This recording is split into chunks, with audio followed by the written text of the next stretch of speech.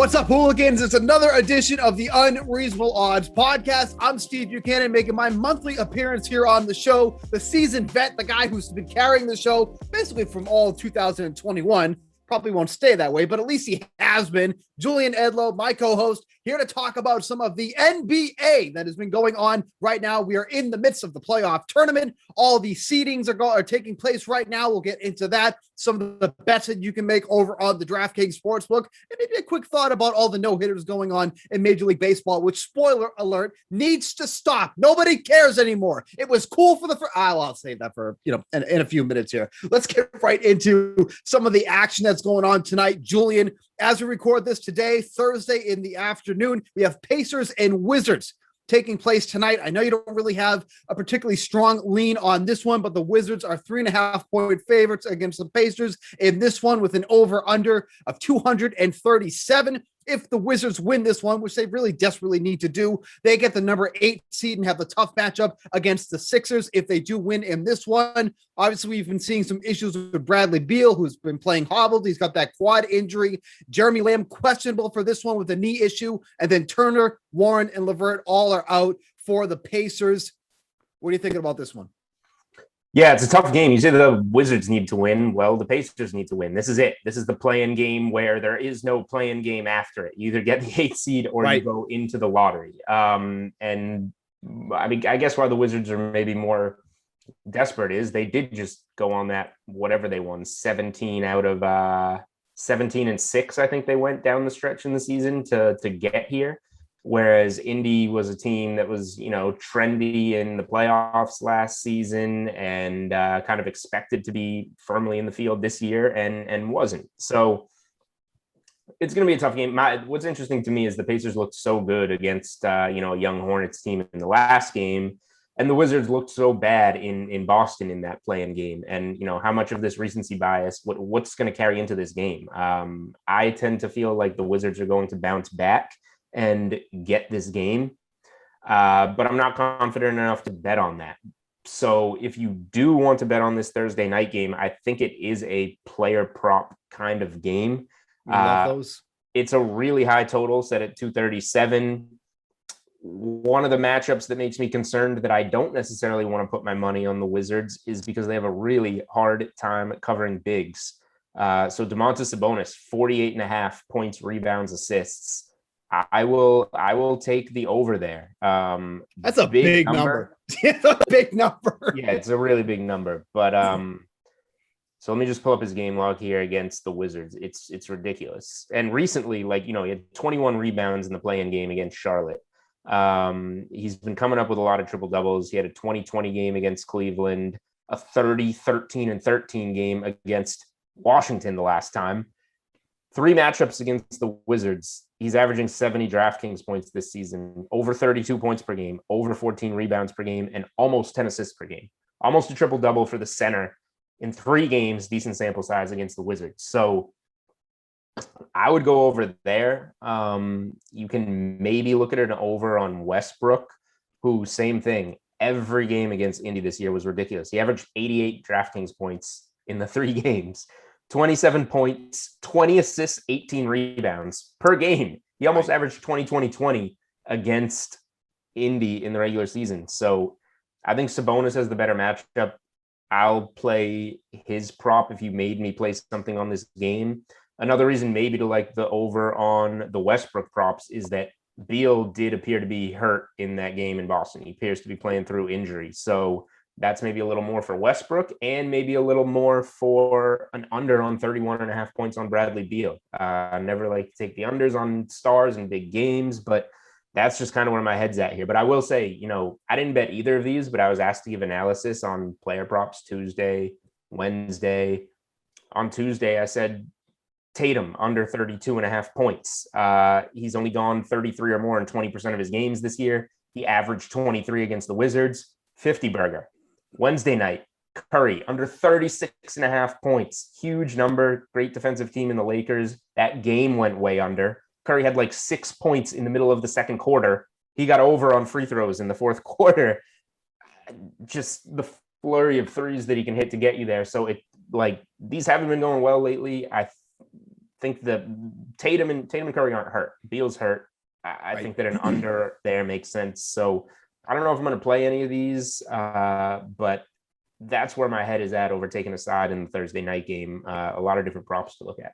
Let's look at the Friday game. I feel like you're going to have more of a take on this one. This one has set up with the the Grizzlies at the Warriors. In this one, the winner will get the 8th seed over in the Western Conference there, and they would play the top seeded Utah Jazz. Obviously, the Warriors coming off really tough loss against the Lakers. Last night had that 13-point lead at the half. Only 2 points going into the fourth. And then, of course, LeBron James does his thing, hits the 3-point dagger to end this one. These three teams have been up 3 times already this season. Steph Curry did miss 2 of those games, which was on a back-to-back earlier this season. The Warriors are favored in this one, but the kind of wrench in this one is that the Grizzlies have been one of the best teams against the spread as underdogs this season, 21-13. That was the second best record in terms of covering percentage in the league, 61.8%, trailing only the Suns, who were only underdogs 12 times during the season. What are your thoughts on this one?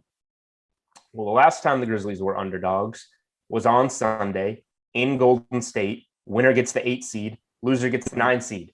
Here we are in Golden State on Friday night. Winner gets the 8 seed, loser gets the 9 seed. And I have this, call me square. I have the same exact take as I had on Sunday.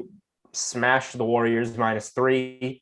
They were up 17 going into the fourth quarter. They were then losing in the fourth quarter and still proceeded to win by double digits and easily cover. Same thing. The Warriors aren't losing this game. Look how good they looked against the Lakers in that game on Wednesday, in that tremendous game. I just don't think Memphis, the biggest advantage Memphis has on the floor is Valanciunas, I guess. But Draymond Green handled Anthony Davis pretty well. You're gonna have Looney getting some minutes there too. For me, this is a Warriors -3.5 spot. But the other thing you can do, and we'll roll from here and get into the other series. I had a lot of Lakers. I had some Lakers -4.5 on Wednesday that didn't hit. I also was fortunate enough to roll them that money line into a lot of different things and wound up okay on the game on that money line. I'm tempted to do the same thing here. I'm super confident that the Nets are going to beat the Celtics in that game 1 at home. So if you just take the Warriors money line on Friday night, then get yourself some action on Saturday night. I know, 2-day parlay, Steve. Hate it. +114. Friday night primetime game, Saturday night primetime game. I like that a lot. So now we know we don't know who both these teams are going to play and which top seed is going to be playing both of these teams, but we do know a lot of the series that are going to be heading into for this weekend. Saturday starts off with 4 games on that one. Heat at Bucks, Mavericks at Clippers, Celtics at Nets, which is also the biggest discrepancy against the spread there. The Nets are 7.5-point favorites. They moved down from 8 just a little while ago, but now it's moved to 7.5. They are the biggest favorites on that Saturday. For reference, by the way, Celtics are 14-12 as underdogs against the spread. So that's something you want to think about. And then Trailblazers at Nuggets in that one. That is almost a pick 'em, with the Nuggets just hardly favored in that one. Where are you looking at for this Saturday slate here? And specifically that Celtics Nets game, which has the biggest discrepancy. Yeah, we can start with Celtics Nets because that was one, we had Whale Capper, Drew Dinsick on Monday. And this was one of the series that was not set yet. So we kind of gave takes about how strongly we lean to the Nets. But now we have it. And we have the lines in front of us. And the Nets are just enormous favorites. So I like anything. I'm going Warriors Nets on that money line parlay. But if you need a parlay piece for the weekend or you need one for Saturday, the Nets money line is the piece for me.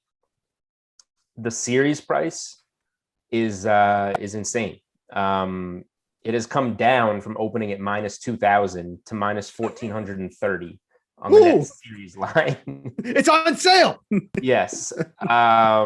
So there's only one way that I want to go here, and that would be the series spread.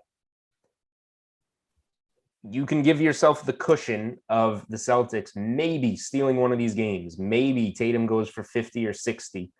But this is why the Nets are the obvious side of this series. Like if even if that happens, you can get 30-point games you can get 35 from Durant, 35 from Irving, and a 25, 15, and 15 from Harden. And that's more than Tatum can do. So I think the sweep is in play here, but we're going to give ourselves the cushion of one potential Celtics heroic win. Nets minus 2.5 games in the series. That means winning in 4 or 5. Minus 150 on DraftKings Sportsbook. Some serious juice to lay 2.5 games in a series. But I just don't see a path for the Celtics winning more than a game. So that is one, that Drew and I kind of talked about on Monday. Now that we have the line, now that we have the spread, this is something that I definitely wanted to come on today and give out as a pretty sizable play for me. And as we were speaking, it is now back up to 8 for the Nets. So most likely that line is going to fluctuate all throughout the up to the weekend when that does tip off at 8:10 on Saturday. So keep an eye on that one if you're looking for a particular line on that one. Would you prefer the 7.5 over the 8, or do you really not feel too strongly about that? I think the Nets will cover. I might take this more of like a Nets first quarter, Nets first half type of bet. The Celtics can tend to start slow and work their way back. The Nets should be kind of, fired up it's been all year getting the guys on the floor. And, the whole season was to get to this point. Now their season starts. So I think we'll see them come out, kind of playing with their hair on fire and get off to a pretty good start. So I would back the Nets early. I think the Nets money line piece, obviously, I've made that clear. I think the Nets series line is one of my favorite plays of the postseason. And man, do I have anything else to even add to that? I feel like was there another question in there? Well, I was going to say, too, that coming into this game, the Nets have covered 5 straight games, but those also include, those kind of jokes of the games against the Bulls and the Cavaliers, which were minus 11 and minus 13, but they are covering some of those big spreads. Right. They had double-digit leads at halftime in both of those games, too. Those were Nets first half bets for me, and they went well. They were down 12 to the Bulls and covered minus 8.5 first half. That's the ability to make up ground that they can do, and that's why I'm not going to be betting against them at any point in time in this postseason. Man, I feel like I had one more thing to say about this series, but well, if it comes to you, we can get to that. Yeah. I did want to ask about any of the other games that have taken place Saturday or even Sunday. I'm noticing on Sunday, 2 really low totals compared to the rest of the playoff series with Lakers and Suns. Over under on that one is 213.5. Hawks at Knicks is only 215.5, which is fairly low because you look at some of these totals, like especially for tonight, Pacers and Wizards, 238 for that one. So any leans on any of the other games that are taking place over the weekend? Probably not from a total standpoint, but Lakers Suns will probably be a good under series just in terms of pace. Like you're going to have LeBron controlling the ball and slowing down possessions to get good looks. You're going to have Chris Paul on the other side handling the ball and slowing down possessions to make sure that the Suns get good looks. Those are going to be games with limited possessions and games for good unders. The Hawks and Knicks are weird because the Knicks are such an under team and slow pace team, but they went way over in all the games against the Hawks. Those wound up being played at a Hawks type of pace. So I'm going to kind of wait and see there. Just going down the board on Saturday, like I think the Clippers. Here's what I wanted to say. And it isn't specifically about Nets Celtics, but like something that has been working for me lately is these must-win games, scrapping the points and taking the money line. And this generally is not an NBA thing. You want to just lay the points. Kind of like how we are so big on those teasers in NFL and getting it when they're, in that 6 to 7 point range to get it as kind of a better value money line parlay. Like this is why I want the Warriors to win and not mess with the points. That's a must-win game or you go home. Same thing with the Warriors. I use them in money lines on Sunday. I used the Wizards in money lines on Sunday. They won against Charlotte, didn't cover to get the 8 seed in the East. there were a couple other teams just in spots that had to win that you can trust the money line. So now that we're in the playoffs, I think money line parlays are kind of going to be a bigger thing for me. Let's see. If you want, I think Clippers get game one at home. So if you did like a Clippers Nets money line parlay, that's minus 107. I would rather do that than lay the points with either team, I think. So that'll be something that's big for me. I think this postseason in the game by game approach. Clippers series, real quick, similar to the, there's not a 0% chance like the Nets are going to win that series. The Clippers, I think, should win pretty handily. You can get minus 165 laying the game and a half. So to finish it in 6 or fewer, that stands out to me. And then for the other two ones, I like betting Portland as the slight dog in game one. I like Portland for the series. Drew and I covered that, so I won't add more there. You can check out the Monday podcast. Same goes for Miami, Milwaukee. I like, I don't know why Miami is so overlooked after kind of dominating the Bucks in a 4-1 series in the bubble last year. It's not the bubble. The Bucks have Holiday, whatever. I think Miami's still underpriced for the series, still underpriced for game one. So that covers the Saturday games. Here's one thing that I'll say that I think you'll find interesting. Probably not. No, you probably will. Maybe. So the Lakers are minus 250 as the 7 seed to beat the Suns, the 2 seed in the series, which makes sense. They're there because of injuries, but minus 250. They're minus 250 for the series, and they are 3-point game one underdogs. That's like just so obscure and ridiculous, but here we are. I mean, just the fact that the Lakers are that seed to begin with is ridiculous. But obviously, because of, like you said, injuries and everything that took place, that's why they are where they are. But that's just totally wild, and that's just the NBA in a nutshell. Want to remind everybody too. There's 2 reasons. Sorry, let me give you the 2 reasons why really quick. The first is the grinding game that the Lakers just had to play on Wednesday night against Golden State. So Phoenix comes in more rested. And the second is the Lakers' approach to game ones last season and LeBron's general approach to game ones. Right. He kind of takes a back seat. He looks to defer, feel the series out. And they lost a lot of them and then came back to win the series. So that's something to look for again on the series line. Like if the Lakers lose and they're minus 120 for the series, I would bet the Lakers series. Game ones are generally LeBron assist games, LeBron over whatever it might be, 8.5 assists for game one as he looks to kind of get Anthony Davis going, get Andre Drummond going, whoever. So there's my takes there. So I just want to remind everybody too that if you're over on the DraftKings Sportsbook, to take advantage of the Hammer the Over promo that is going on right now. The first one that's coming up is against Dallas and the Clippers.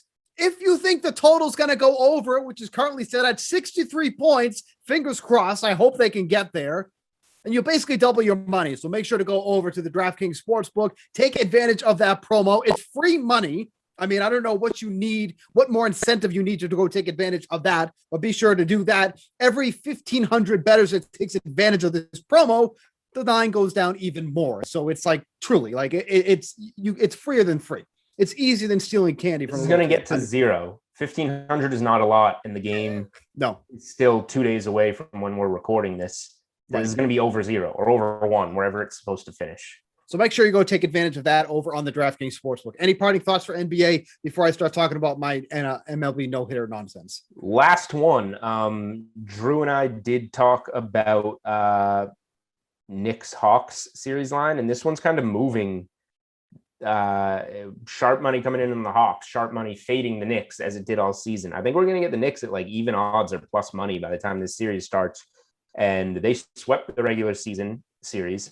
They have the home court advantage. Madison Square Garden is going to have 13,000 fans on Sunday for game one. Oh, Knicks are even money right now for the series on DraftKings Sportsbook. I would play that as a pretty big bet, and I think we might even be able to get plus 105, plus 110 on this one. So if you may have seen or you may have heard, the MLB is going through this little bit of a problem. And that problem is that everybody and anybody can throw a no-hitter all of a sudden in this league. As we record this, May 20th, 2021, 1:01 p.m. in the afternoon on the Eastern Standard Time Zone. 6 pitchers have thrown a no-hitter so far this season. 1, 2, 3, 4, 5, 6. Correct. I had to check my math there real quick. What's even more concerning is that of those 6 pitchers that have thrown it, they've all been against 3 teams in particular. One of them, not a good look for you. Oh, that's fine. So the Rangers, the Indians, and then the future AL West champion Mariners. Now, I'm not concerned about the Mariners because they're just playing possum until the playoffs come and then they explode. And everybody's like, where did this team come from? So no big deal. It's only May 20th. Still a lot of ground to make up. And by the way, there's still very much a contention in that division. So you climb you a pretty little head. Rangers going nowhere. So no big deal. Indians weren't going to be going anywhere anyways. But you look at this list of pitchers that have thrown no hitters. It's like, why are these guys even on the list? Joe Musgrove, Carlos Rodon, love him. John Means, lucky. Wade Miley, give me a break. Spencer Turnbull, please. That's his claim to fame now for the rest of his career. And Corey Kluber, who, barely is able to stay on the mound, but did it against the Rangers, his former team, the team they barely pitched for, like 13 innings before he was hurt. So, just really insult to injury on that one. But something has to be done here because the allure of no hitters is gone. No hitters are no longer exciting. Perfect games are in. Perfect games are in. Yeah, can we get a perfect game? Like all these guys couldn't do a perfect game. Like just throw strikes instead. Don't worry about the balls. But the allure of no hitters is gone, and that kind of sucks, quite frankly, because that used to be an exciting part of baseball. That used to be something that when it was happening, you kind of look forward to, and it was like must see TV. You had to go in and turn it on. I remember getting notifications on my phone saying such and such is pitching a no-hitter. By the time it was with John Means, who was number 3 on this list, I was like, man, whatever. It's not even fun anymore. Now, there's been rumors going around, maybe they'll move the mound back and everything. No. We don't need to change the entire game here. But the disadvantage for hitters is becoming so apparent. You look at all these guys now that are just consistently coming out here throwing over 100 miles an hour. It's getting almost impossible for hitters to hit. There's nothing wrong with that. Obviously we want pitchers to go out there and do well, but it's not fun anymore. And if the last thing baseball needs is less fun, shout out Tony La Russa, the biggest fraud in baseball. Old man, go back to checking box scores in the newspaper and letting us know how teams did. Okay, we don't need you in baseball anymore. But it really sucks for a sport that needs something. And consistent no-hitters is just not it. Consistent no-hitters is not what we want. We like excitement in a fast-paced world. No-hitters does not do it for me or really anybody anymore. So I don't know what needs to be done. I don't know if it's because of the baseballs, how they doctored them and, made them weigh a little bit less. You can see my comments on ESPN.com. You knew that was coming. Well, I don't know how big... trying to get to that before I could, because my whole response, this is obviously, a rant by you that it's all you. I have nothing really to say other than Steve Buchanan going on ESPN.com and saying that these balls are going to make no difference. And here we are with 5 no-hitters a day. Guys can't hit watermelons coming down the plate right now in MLB. And I assume you're just going to stand strong with your take and just say this entire thing is a giant fluke. To be fair, I said we don't know what the results are going to be yet, but apparently it's all the no-hitters. All the no-hitters that everybody can get. So this will not stay like this. The pace of this cannot be sustained. But at least for now, baseball kind of stinks right now. And that really sucks for someone who likes it as much as I do. It has a good following, but we need more hitting. We need those pre-2000 days when McGuire and Sosa were going off trying to get the home run record. That's what we need in this world, not the no-hitters. If we need more hitting, should also kind of just let guys swing at pitches like Tony La Russa is arguing against. But whatever, I'm done with baseball. Biggest dork in baseball. That guy is the worst, the absolute worst. But I'll tell you what's not the worst. This edition of the Unreasonable Odds podcast, which is wrapping up right now. So thanks for tuning in. As always, we'll be back. Are you doing a special one next week or? Oh, you're off next week. You are. Yeah, that's right. I'm doing a special edition of the Unreasonable Odds podcast. Julian's actually going to take his show off. So I will be here instead with a mystery guest. And I say mystery because I still don't know who it's going to be. But we will work that out. You people don't have to worry about the logistics. I do, for a change. For Julian Edlow, I'm Steve Buchanan. No hitters suck, and we'll see you next week.